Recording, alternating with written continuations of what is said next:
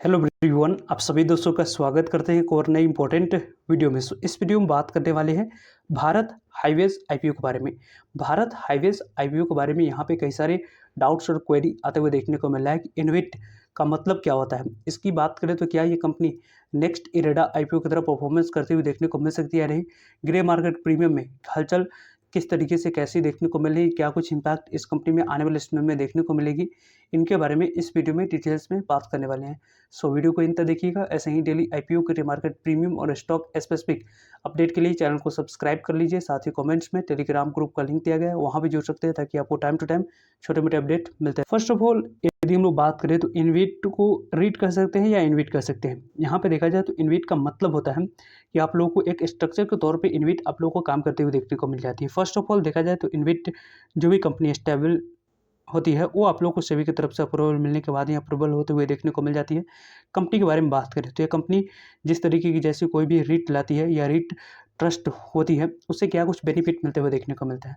यदि आपने किसी घर को बनवाया, यानी कि आप लोगों को आने वाले समय में मान लेते हैं कोई कंपनी रीट लाना चाहती है या आप लोगों में से कोई कंपनी इनविट लाना चाहती है, तो दोनों सेम ही माना जाता है। तो इन दोनों में से किसी भी तरह की कोई भी प्रोसेस स्टार्ट करते हैं तो पहले तो आप लोग को इनविट या रीट की बात करें तो लाइसेंस आप लोगों को सेबी की तरफ से लेनी पड़ेगी। और जो आप लाइसेंस और सेबी की तरफ से ले लेते हैं तो उसके बाद कंपनी आईपीओ ला सकती है, पैसे मार्केट से रेज कर सकती है।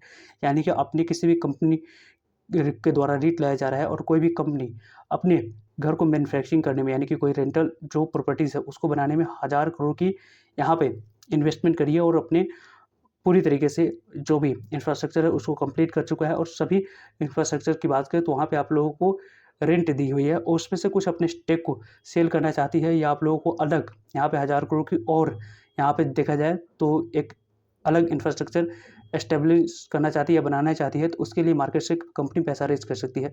तो दोनों कंपनियों की यहाँ पे देखा जाए तो 2000 की प्रोजेक्ट्स आप लोगों को इस कंपनी के पास हो जाएगी। और इन 2000 के प्रोजेक्ट्स की बात करें तो इन 2000 प्रोजेक्ट्स में जो भी रेवेन्यू कंपनी के पास आएगी उस रेवेन्यू में से जो प्रॉफिट आएगी, यानी कि आप लोग देख सकते हैं कि जो भी कंपनी बनाई है उसमें से देखा जाए तो मान लेते हैं कि 200 करोड़ की प्रॉफिट कंपनी रिपोर्ट कर रही है, 200 करोड़ की प्रॉफिट रिपोर्ट कर रही है। तो यहाँ पे ऐसे यदि हम लोग बात करें तो आप लोगों को 200 करोड़ की कंपनी जो प्रॉफिट रिपोर्ट कर रही है वो एक डिविडेंड के तौर पे अपने जो शेयर होल्डर्स यानी कि 1000 करोड़ की जो आने वाले समय में पैसा रेज कर रही है कंपनी, उसमें आप लोगों को जितने भी शेयर होल्डर्स हैं उनको यहाँ पे 2000 करोड़ में से 1000 करोड़ 200 करोड़ की जो प्रॉफिट है, ये 200 करोड़ में से 100 करोड़ की प्रॉफिट 1000 करोड़ की जो शेयर को बाइंग की होगी उनमें इक्वली जितने परसेंट जितने के पास शेयर होल्डिंग्स होगा उनको यहाँ पे डिस्ट्रीब्यूट किया जाएगा।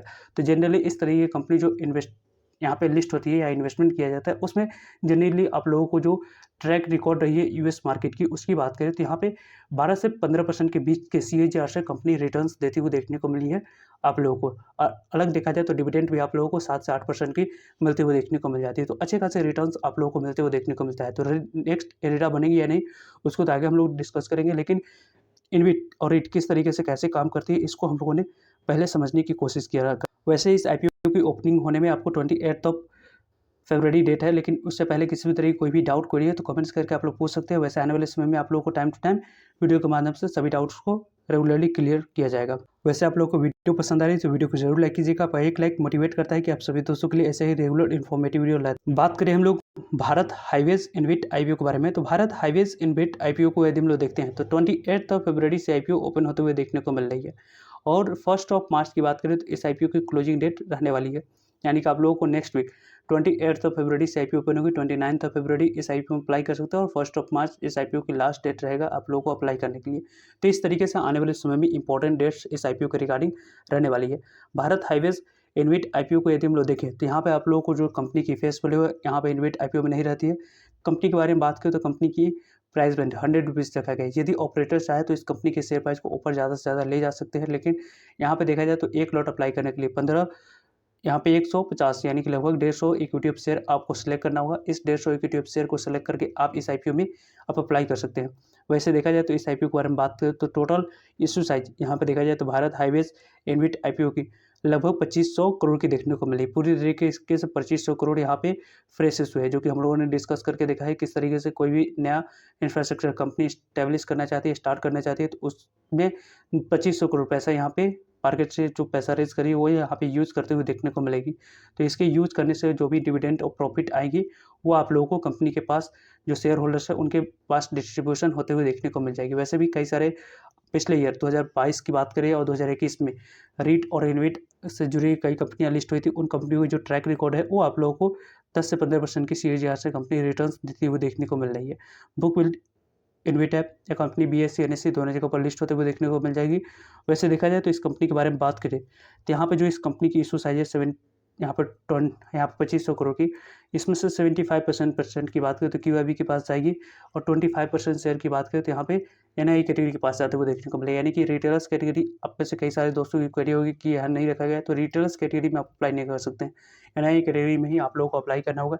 एनआई कैटेगरी में ही आप लोगों को आने वाले समय में लॉटरी सिस्टम के माध्यम से अलॉटमेंट मिलते हुए देखने को मिलेगी। वैसे इस आईपीओ के रिलेटेड सब्सक्रिप्शन पहले दिन की जो आएगी उसमें काफ़ी कुछ पिक्चर क्लियर होते हुए देखने को मिल जाएगा। तो उसके रिलेटेड भी आप लोग को टाइम टू टाइम अपडेट मिलते रहेंगे। सो चैनल को सब्सक्राइब कर रखिएगा ताकि आप लोग को अपडेट मिल पाए। वैसे देखा जाए तो इस कंपनी के बारे में बात करें तो यहाँ पे आप लोग को आने वाले समय में जो भी इस कंपनी की इंपॉर्टेंट डेट्स रहने वाली है उसकी बात करते हैं तो 28 फरवरी इस आईपीओ की ओपनिंग डेट है। 1 मार्च की बात करें तो यहाँ पे क्लोजिंग डेट रखा गया है। 4 मार्च की बात करें तो यहाँ पे आप लोग को अलॉटमेंट डेट है।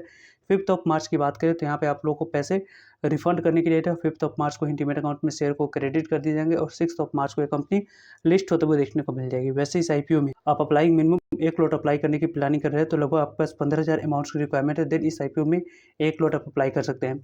यहाँ पे देखा जाए तो आप लोग स्मॉल एचएनआई कैटेगरी में अप्लाई कर सकते हैं तो लगभग 2,10,000 अमाउंट्स की रिक्वायरमेंट है। 10,05,000 की अमाउंट्स की रिक्वायरमेंट बिग एचएनआई कैटेगरी में आप लोगों को देखने को मिल रही है। तो यहाँ पे जनरली जो एनआई कैटेगरी के लिए 25% टोटल एक्सरसाइज की रखी गई है उसमें आप लोग जनरली अप्लाई कर सकते हैं। वैसे इस आईपीओ के बारे में बात करें तो क्या इरेडा कंपनी बन सकती है, तो नहीं, क्योंकि यहाँ पे आप लोग को जब इरेडा कंपनी की जब आईपीओ आई थी तो उस समय कंपनी की वैल्यूएशन काफ़ी ज़्यादा अट्रैक्टिव रखा गया था। मेनली आईपीओ थी, ये कंपनी इन्विट है।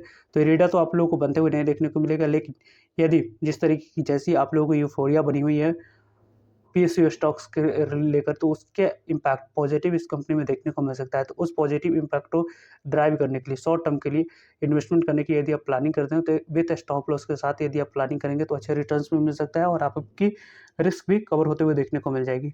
वैसे इस आईपीओ के बारे में बात करें तो जीएमपी की, तो ग्रे मार्केट प्रीमियम में किसी भी तरीके की कोई भी हलचल इस इन्विट के रिलेटेड आप लोग को नहीं देखने को मिल रहा है।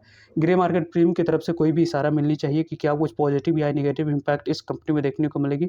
उस तरीके की पॉजिटिव या नेगेटिव इम्पैक्ट इस कंपनी के रिगार्डिंग आते हुए नहीं देखने को मिल रहा है। तो इस आईपीओ के रिलेटेड यदि हम लोग बात करें तो यहाँ पे आप लोगों को आने वाले समय में इस आईपीओ के बारे में आप लोगों को टाइम टू टाइम अपडेट मिलते रहेंगे। सो चैनल को सब्सक्राइब कर रखिएगा ताकि आप लोगों को अपडेट मिल पाए। पहले दिन और दूसरे दिन की सब्सक्रिप्शन फिगर को देखकर ही तीसरे दिन आप लोगों को अप्लाई करने की प्लानिंग करनी चाहिए। सो आई होप आपके लिए सारे इन्फॉर्मेशन यूजफुल है। वीडियो को लाइक, चैनल को सब्सक्राइब और शेयर करने के लिए आप सभी का धन्यवाद।